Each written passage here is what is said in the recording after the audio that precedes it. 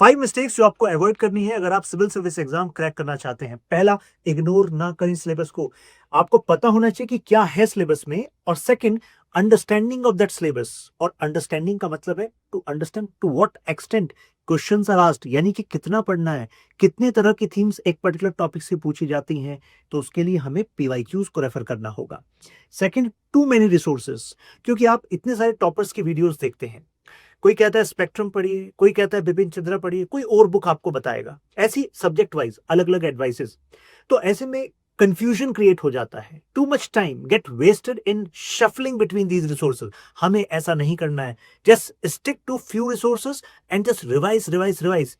Neglecting answer writing, हम सोचते हैं कि ठीक है हो जाएगी आंसर राइटिंग, पहले अंडरस्टैंडिंग डेवलप कर ले। ऐसा नहीं है। देखिए, मेंस 1750 मार्क्स का है और मेंस और इंटरव्यू के ही मार्क्स जुड़कर मेरिट लिस्ट बननी है। तो आंसर राइटिंग पर हमें शुरुआत से ही फोकस करना है, जैसे ही हम एक पोर्शन कंप्लीट कर ले।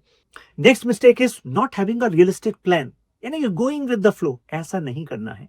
हमें एक रियलिस्टिक प्लान बनाना है, टाइम एलोकेशन करना है, फिर बफर भी रखना है। यानी कि too much idealism also actually creates constrain.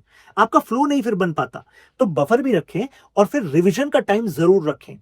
Ignoring optional subject and एसे, ये एक ब्लंडर है, क्योंकि आपकी रैंक क्या आएगी, आपको उसी बेसिस पे सर्विस क्या मिलेगी, कार्डर क्या मिलेगा, वो ये डिसाइड करेगा। क्योंकि जीएस के टोटल मार्क्स में मेरिट में अगर आप वेरिएंस देखेंगे उससे ज्यादा वेरिएशन यहां से है। तो जब आप प्रिपरेशन शुरू कर रहे हैं तभी ऑप्शनल की तैयारी भी शुरू कर दें। And after getting certain knowledge, उसके बाद एसे पर भी अब अपनी अंडरस्टैंडिंग और एक्सप्रेशन पर काम करना शुरू कर दें।